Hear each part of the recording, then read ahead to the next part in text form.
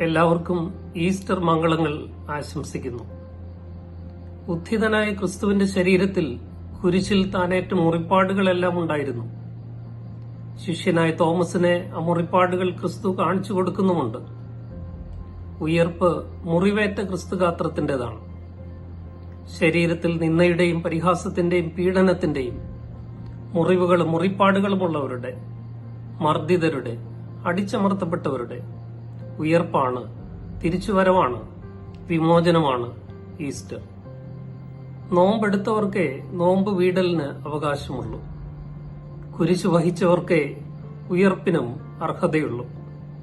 നമ്മുടെ സമൂഹത്തിൽ നിത്യേന നിരന്തരം നിന്ദയ്ക്കും അവഗണനയ്ക്കും പരിഹാസത്തിനും അനീതിക്കും ഇരയാകുന്ന ദളിതർ, ആദിവാസികൾ, ഭിന്നശേഷിക്കാർ, ഭിന്നലിംഗക്കാർ, സ്ത്രീകൾ തുടങ്ങിയ സമൂഹങ്ങൾ മുറിവുകളും മുറിപ്പാടുകളും സ്വന്തം ശരീരങ്ങളിൽ പേറുന്നവരാണ്. അവർക്ക് പ്രത്യാശ നൽകുന്ന ഉയർപ്പ് പെരുന്നാളാണ് ഈസ്റ്റർ. മരണത്തിന്റെ ചരമദിനമാണ് ഈസ്റ്റർ.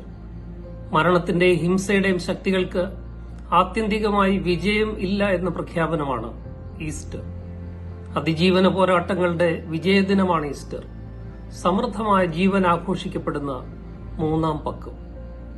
മുറിവേറ്റവരോടൊപ്പം, മുറിവേൽക്കുന്നവരോടൊപ്പം മുറിപ്പെടാനുള്ള വിളിയാണ് ഈസ്റ്ററിന്റെ വെല്ലുവിളി. സാമ്രാജ്യത്വ, പൗരോഹിത്യ, ദുഷ്പ്രഭുത്വ ശക്തികൾ എല്ലാവരും ചേർന്ന് ക്രിസ്തുവിനെ കുരിശിലേറ്റി കബറടക്കി. എങ്കിലും ആത്യന്തിക സത്യവും നീതിയും ഖബർ ഭേദിച്ച് ഉയർത്തെഴുന്നേറ്റു എങ്കിൽ നമ്മൾ അതിജീവിക്കും എന്ന പോരാട്ടവീര്യത്തിന്റെയും പ്രത്യാശയുടെയും വലിയ പെരുന്നാളാണ് ഈസ്റ്റർ. ഈസ്റ്റർ നാളിൽ കർത്താവിന്റെ മുറിക്കപ്പെട്ട ശരീരം മുറിച്ച് നാം പങ്കിടുമ്പോൾ നമ്മുടെ ശരീരത്തിലും ക്രിസ്തുവിനു വേണ്ടി, അപരനു വേണ്ടി അനുഭവിക്കേണ്ടി വന്ന മുറിപ്പാടുകളുണ്ടോ എന്ന് ആത്മപരിശോധന നടത്തണം.